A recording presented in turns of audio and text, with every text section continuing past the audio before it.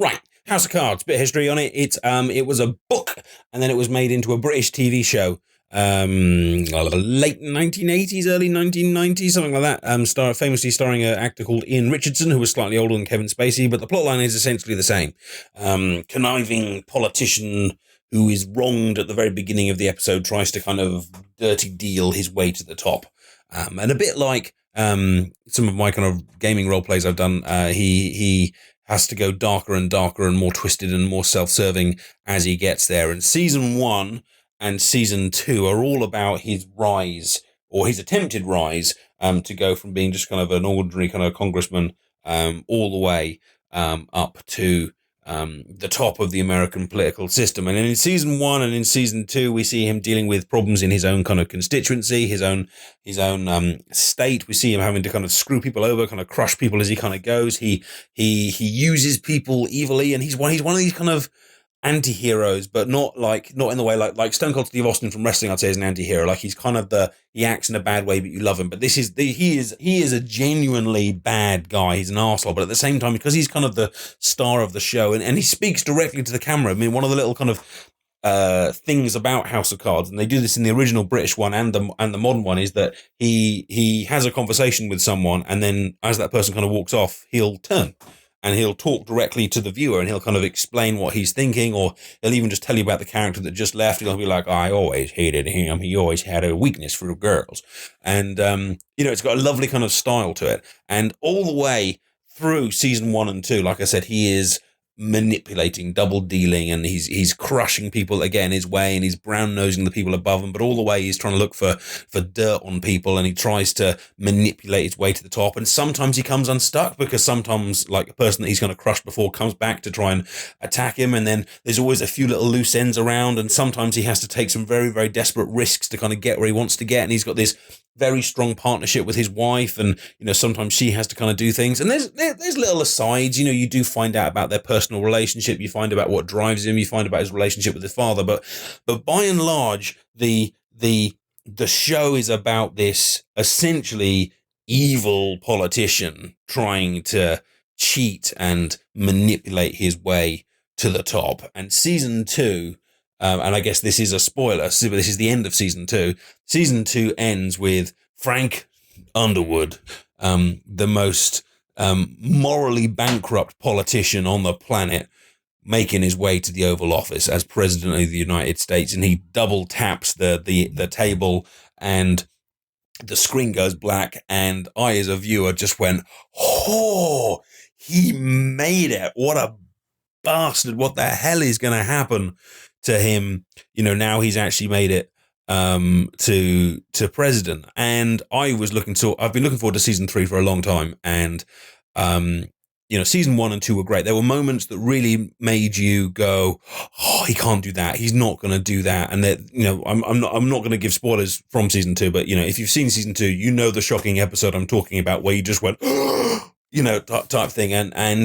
And so he gets there, and I have to say, as I start kind of talking about season 3, that it felt to me like a really different show, because he's now kind of made it to the top. He doesn't kind of really need to kind of crush people to stay there. And the famous kind of screwing over that was all the way through season 1 and season 2, it's not there. Like, he knows that he might get voted out in 16 months. And they make that very clear in the first couple of episodes, that he is in danger. And he has the odd little plot line about the odd little scheme about whether he should declare that he's going to run or not going to run, and things like that.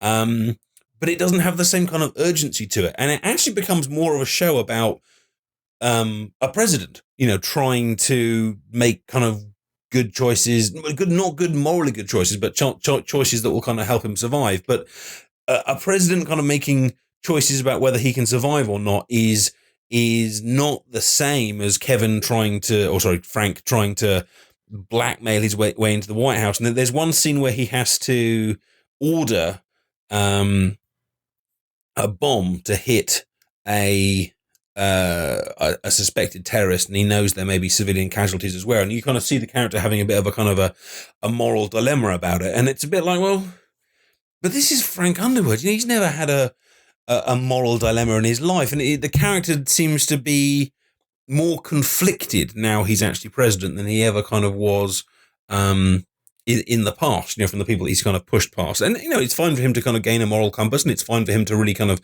to start questioning himself. But I don't think they really gave him a reason to do so. Now, one of the Series 3's really big strengths was they essentially have Vladimir Putin in there as his Russian equal. They don't call him Putin, they call him Victor something. I can't remember the surname they give him, but they get a very good actor that looks a little bit like Putin, but the power dynamic is there. This is a very, very determined, aggressive Russian president who's very proud and pompous, and he pairs up really nicely with Kevin Spacey, and I would say Kevin Spacey in terms of their scenes together. And I'd actually say the strongest episodes from season 3 are the ones with the Russian president, and those are the ones that actually feel more like the Series 1 and Series 2, because when those two kind of get together, it's all about a game of one-upmanship, and it's all about who can screw over the other one, or who can force the other one to make the decision that they really don't want to make. And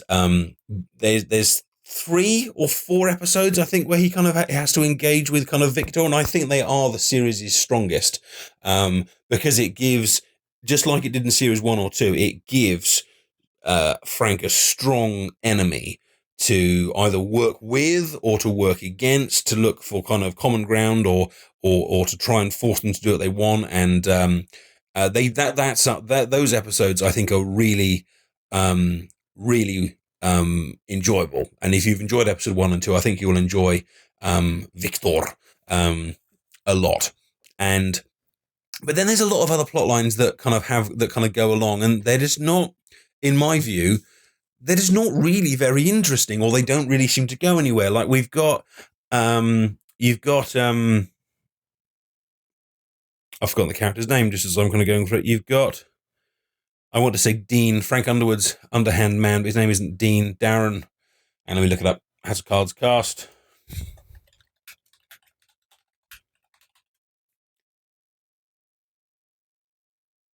Doug, that's it, not Doug. Yeah, Dean. You've got Doug, who's Frank Underwood's right-hand man, or was, in Series 1 or 2, who ends up very, very injured, and basically spends 13 episodes kind of moping. He has kind of issues with recovery, and he has issues with his alcohol addiction, and he has issues with finding a girl that he's kind of had issues with, and you'll know who those kind of people are. And she doesn't.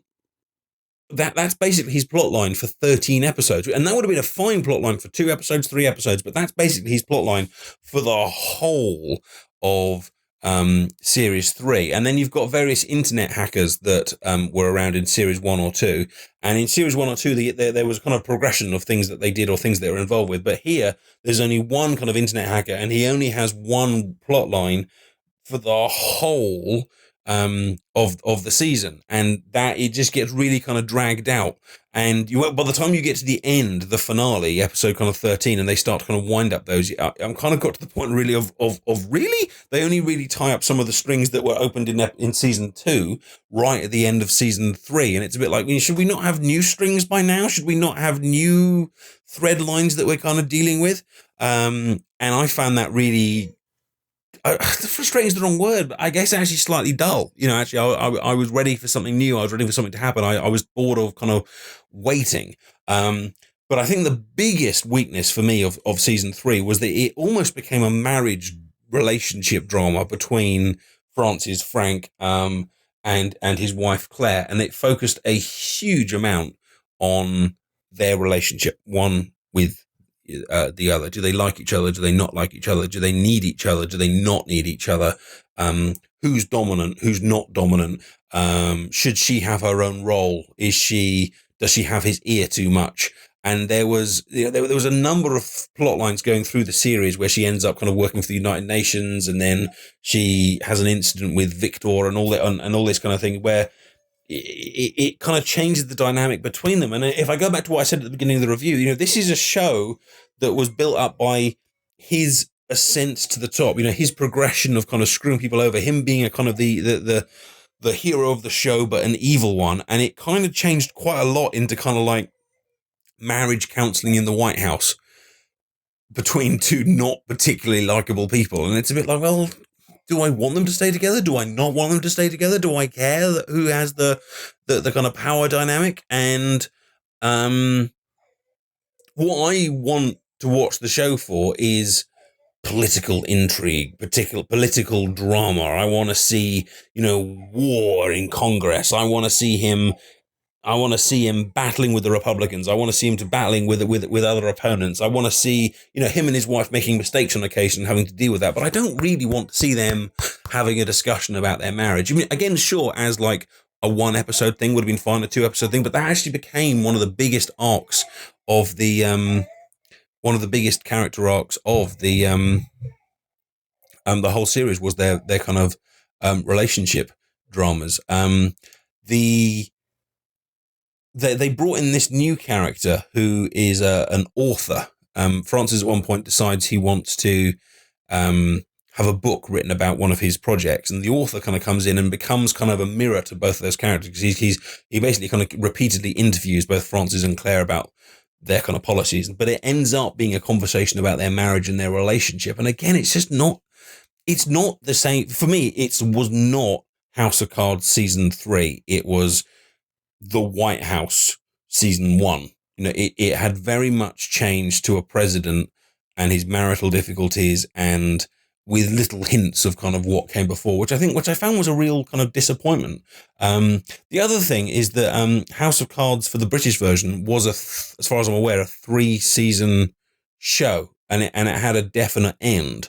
Whereas this one seems to have been more kind of dragged out. I mean, I was kind of looking forward to seeing, well, how would he work as president? Will he be found out? Will he be dragged down by the people that kind of put him there in the first place? And actually, almost without exception, everyone that he's kind of crushed en route to get to the White House wasn't there. We had no President Garrett from last time. We had no Ronald Tusk from last time, I think. We had no Christina Gallagher, who was the wife of Peter Russo. You had a lot of the journalists and boyfriends from last time that tried to pull him down. They were just completely gone. So I remember there was a scene at the end of season 2 where two of the characters sit down and they go, well, he's got away with this. There's nothing we can do. He has got away with it. And actually season 3 more or less agreed, just kind of went, yeah, he's got away with it. And it didn't look back. And there was not this kind of sense that he was trying to deal with any of the problems that came before. It actually just became a series about him kind of dealing with kind of issues as president. And in my view, it was a weaker series because of that. And I think it actually became quite slow and quite undramatic. And the things that they wanted me to find dramatic, I didn't find particularly exciting or interesting, which I think was a real shame and a missed opportunity, because I think what they've actually tried to do is stretch out for another season. I guess this is going to be spoilers here. When the season ends, they haven't wrapped up what's kind of going on, and the cliffhanger is nothing to do with politics. It's a cliffhanger to do with Frank and Claire's relationship, rather than something to do with the presidency. I mean, that's how different the series has become. I mean, the end of season 2, it ends with him going, "And I am the president," whack whack, on the table, and season 3 ends with a potential kind of marriage split between the two, and that, that's a different show, isn't it? That's not the same. That's not the same thing, it seems to have gone a little bit kind of into a slightly dark, Barbara Carlin novel. No, I mean, I'm oversimplifying it, but all of the really nasty decisions and all of the really nasty kind of things he had to do to people in series 1 and season 2 to get there was very much absent. There were a few little glimmers, there was a few little speeches where he grabbed the phone and he was like, I will cut your heart out, or I will put you in your grave. But he never actually did any of those things in this season. And it ended up just being, I probably spent a good 10 hours watching it over the weekend, which I did do. But the more episodes I got in, the more I was like, this isn't going anywhere. And one of the things about binge watching, which I did this weekend, is that you do get a sense of where the episodes are going and what's happening. And actually, one of the things about binge watching is that if you've ever done it with a series, is that you get you get to see this kind of complete plot line really, really fast, and you get to kind of go, well, this happened, and then that happened, and then this happened, and that happened. And I've actually binged watched it, and I'm now kind of going, so what did happen in season 3? Well, there was that thing with the Russian president, and then him and his wife had a tiff for a few episodes. I'm actually, not a lot happened, or what did happen was kind of random and didn't really kind of change the thing. A few people left, a few people joined, a few people. It felt directionless, which I think is a real shame. So actually, as of now, I don't really feel excited for season 4. If season 4 is another season 3, I think they've killed it. It needs to be a repeat of season 1 and season 2. What I wanted season 3 to be was the season where he gets found out, the season where he gets even more desperate to remain where he is, the season where he has to take more and more risks, possibly even abusing the role of president to kind of do so, possibly even having to do, kill off even more of the people that are kind of chasing him until finally he's brought down and, I don't know, shoots himself in the Oval Office or something like that. I mean, that for me was what season 3 needed to be. It needed to be the conclusion to a very well told story. And instead, it felt like a new chapter of a new series that wasn't as strong as season 1 or 2. Now, I have actually spoken to one of my friends online who's also binge watching it, and I messaged them and said I didn't enjoy it, and they replied to me and said, well, they've only watched half the season so far, but it feels in keeping with the show so far. So this is purely my opinion. You're welcome to disagree with me, and if you're watching this on YouTube, then come at me. Tell me what you think in the comments, and agree with me or disagree with me. And the series definitely did have highlights. Especially, like I said, the Victor Russian episodes. There's a cameo by Pussy Riot in one of the episodes, which is very, very, very cool. And if you've never seen House of Cards, and you like kind of political intrigue and drama, season 1 and season 2, they are excellent. Go out of your way to watch them. They are on Netflix. They are superb.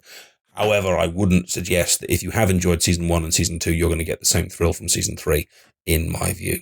It's a shame, but I think it's true. So tell me what you think. I will read the comments. I'll reply to as many as I can. Please, if I have put you off season 3, sorry. But do go and check out season 1 and 2 if you haven't already, because they are good fun. And I'll catch you boys and girls real soon.